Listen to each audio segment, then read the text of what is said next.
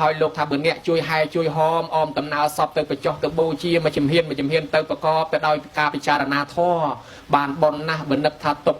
ខាងជីវិតជាទុកទាំងអស់ទៅគ្នាគ្រាន់តែមុនហើយនឹងក្រោយប៉ុណ្ណេះបានអានិសង្ឃ17កាប់ឯណោះបើពិចារណាថាអនិច្ចំវាមិនទៀងទាត់ទេម្ដងគ្រួសារគេម្ដងគ្រួសារយើងថ្ងៃណាមួយប៉ះលើខ្លួនយើងប៉ុណ្ណេះបានអានិសង្ឃ18កាប់ឯណោះ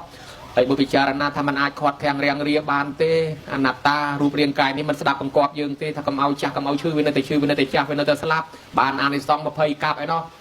ពេលបើអ្នកដើរហែមកចូលរួមដែរមាត់កកកកសត្វកកកាយគ្មានពិចារណាធម៌អីសោះចេះតែមកដោយនឹកថាត្រូវជាបងត្រូវជាប្អូនដែរតែអើតទៅកុំឲ្យគេថាអញមិនអើតប៉ុន្តែគ្មានពិចារណាធម៌នៅក្នុងខ្លួនអានឹងបនតិចជាងគេអញ្ចឹងទៅបានជាលោកថាអ្នកដែលមានសេចក្តីសង្វេគមកជួយដល់ចិត្តស្មោះបានបនបានអានិសង្ឃសន្សំទុកខ្លួនយើងច្រើនណាស់កិច្ចនោះក៏ចប់ហើយកូនចៅក៏បំពេញកាតព្វកិច្ចនោះបានចប់សពគ្រប់ហើយគេហៅថាបនជាបណកិច្ចឈានចូលមកដល់បនទី3គេហៅថាបនតក្កិណានុបទានតក្កិណានុបទានគឺកម្មវិធីផ្ញើសហុយបញ្ជូនពីអ្នករស់ទៅឲ្យអ្នកស្លាប់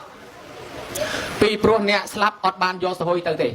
គាត់ស្លាប់ទៅតខោអាវគាត់ក៏យកទៅអត់បានដែរមាសពេជ្រកែវកងពីទូសូរកានឡានម៉ូតូសក្លោឡងវិតាសាវ៉ាស៊ុយសគីកាមេរីតូយ៉ូតាលិចស៊ីផ្ទះសម្បែងកន្លែងឋានវាមានដំណាក់ជាមរកជ្រកកោនទាំងអស់យកទៅអត់បានទេខ្សែកខ្សែដៃជៀននិលកាយ៉ាត្បូងពេជ្រភ្លឺភ្លេចដូចពេជ្ររស្មីព្រមយកទៅអត់បានទាំងអស់បើដូច្នេះហើយគាត់ទៅមានតែបុណ្យកុសលជាប់តាមខ្លួនតែប៉ុណ្ណោះកូនចៅមានសេចក្តីសោកសំណោះក៏ផ្ញើសហុយតាមក្រោយដូចម៉ែឪទៅជួស្រែតាំងពីព្រឹកអត់បានដាំបាយទៅអ្នកនៅខាងក្រោយដាំបាយផ្ញើយកទៅឲ្យយ៉ាងណាអ្នកស្លាប់ទៅអត់បានយកមាសពេជ្រគាត់ទៅទេបានកូនចៅអ្នកនៅរស់គេធ្វើបុណ្យផ្ញើបញ្ជូនទៅឲ្យអាកម្មវិធីផ្ញើសហុយពីអ្នកនៅរស់ទៅឲ្យអ្នកស្លាប់ហ្នឹងគេហៅថាបុណ្យតក្កិណានុបទានបុណ្យតក្កិណានុបទានហ្នឹងគឺបុណ្យអីខ្លះបុណ្យមត្តកទានធ្វើថ្ងៃស្លាប់បុណ្យ7ថ្ងៃបុណ្យ100ថ្ងៃបុណ្យ1ខួបបុណ្យ1ឆ្នាំ2ឆ្នាំអាទាំងអស់ហ្នឹងហើយគេហៅថាតក្កិណានុបទាន